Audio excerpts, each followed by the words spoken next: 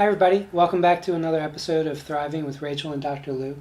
This week I wanted to bring up, over the summer we had the Olympics and we had so much focus on people winning medals and all the pressure and stuff like that, and I wanted to highlight Simone Biles' point about how when she had to take a break and press pause, and the idea of being human, that took so much courage. Mm-hmm. And I just have so much respect for anybody who's on such a huge world stage to be able to put themselves first Mm-hmm. and say, hey, I need to take a pause here. Mm-hmm. The pressure that must have been for her to actually even have that thought, Mm-hmm. and then to be able to have a discussion with somebody, and then to be able to go through with that, Mm-hmm. and press pause. It's mind-blowing and just amazing to me that somebody is that strong Mm-hmm. in their conviction to take care of themselves. I think it's just amazing, and it's really important. I think it's a huge message to all of us that we need to do that sometimes. And I think sooner. It kind of listening to her story, it made me sad to think that, it took to this point. She's worked so hard. Yeah, I mean, to all be the there years to get this and point. has trained, and to me it's almost, and I agree with you. I think it's takes a lot of. I mean, I just can't even imagine being in her shoes. Oh. I can't really even comment on it. But I think it's almost a shame that she felt that she wasn't able to do that sooner. Yeah. And I wonder how many of us fall into that trap. Mm-hmm. That life circumstances or our jobs or other dreams maybe that we're working for almost get in the way of us being able to push pause and to take care of ourselves, as if I take care of myself and push pause, that means I can't have this thing. Yeah. Right? I can't do well at my job. I can't do well in my home life. I can't achieve my dreams if I'm taking breaks.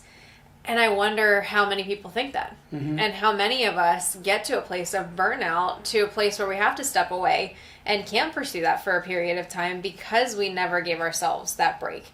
And to really emphasize how important those breaks are, and pausing and being able to take care of ourselves, which could just be a couple minutes a day, to maybe more extensive, Right.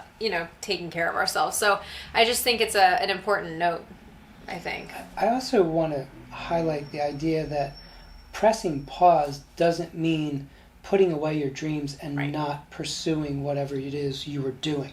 And it's not always the dream that we're pursuing that we have to press pause on. And it could be day-to-day activities that we just have to press pause on.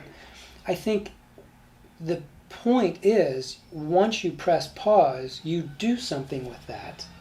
You re-energize, you take a mental break to just gather your thoughts or gather your motivations again, or just to let your body heal in some situations, and then get back to it.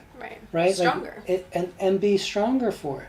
It doesn't mean that we have to, when we press pause, that we're giving up on everything. Right. And I think sometimes people get confused with that if they are pressing pause, that they're quitting. Right. And I think sometimes people will be perceived that way too, and perhaps judged that way, like, oh, she quit. Right. No, I think that's totally wrong. It's Right. not the right perception to have. Certainly entitled to that perception, but the way I choose to look at that is, somebody's taking care of themselves. We need to do it more often. And once we do something with that to get back on our feet, then we I think continue. It's a fear, though, too. The fear that if I push pause, I'm not going to have the same momentum to get back up again. If I push pause, then I really, I go on vacation. How much harder is it to come back in, yeah. to get to the gym in the morning, to eat right, to Mm-hmm. get to work on time, things like that. So I think, I've heard people say multiple times, I just don't go on vacation because it's like a tease. And then it makes, the 2 weeks after that hell for me, because I have to get back into this, whatever this is. Yeah. But it's kind of like, well, why does it have to be so black and white. Why does it have to be, I'm fully out and fully disengaged from this life when I'm over here on vacation, and I'm fully disengaged from self-care and vacation when I'm in my life? Can we have both? Yeah. With regard to like the Olympics, for instance, it's probably a very different level of pressure as far as physical stamina that it takes, and then mental capacity that it takes to maintain the training that's involved in that. So I think it's different, but I don't think that it means that it can't be possible, though. I think we just have to take a step back and evaluate, how can I, kind of like we talked about last week, is like, how can I still take care of myself and maximize self-care as a priority, and also making this a priority at the same time. Making it part of the deal, not the exception. Right, exactly. Because I think when we have the fear that I can't have both, of course we're going to choose the thing that keeps me perceivably stable. My job, my relationship, my dreams, whatever it might be. Because it's tangible. Self-care doesn't always seem so tangible. Taking those minutes that you just described to just kind of collect your thoughts and think about the next decision that I'm making, why I'm doing this, it's such a powerful way to take care of yourself. It doesn't have to be going to get a massage or getting your nails done. It doesn't have to be, what you see on Google all the time. It can be simply just taking a break. Taking a longer shower, stay in there a little bit longer, just kind of sit there, notice how it feels to just kind of stand in water, things like that. I think if we could just slow down and, again, sprinkle it throughout our day, then it won't feel like we have to take such a big step away.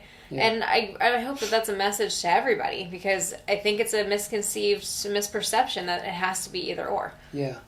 And I think that's, very societal driven. I completely agree. That whole mindset that we have to be at number one all the time, full throttle all the time. Or you're nothing. Or you failed. And I think that message that has been permeating the entire society for too long is what's leading so many of us to these, severe anxiety disorders, depressions, abusing substances, the amount of people who are out on disability at work. I mean, that is a huge component to all of those things. And I think if we can start to change the mindset, change our own mindset, start taking care of ourselves and pressing pause and really relaxing a little bit and enjoying each moment and using that as energy. I mean, I like working hard and playing hard, right? So it's not about one or the other. It's also about relaxing at times, taking care of ourselves, and doing what we need to really stay fit and stay healthy. And reap the benefits if you allow yourself to be able to do it. Yeah. So, yeah. Tough choice. Pay attention to self-care and how you can kind of be creative in sprinkling it into your day-to-day. We'll see you guys next week. Take care, guys.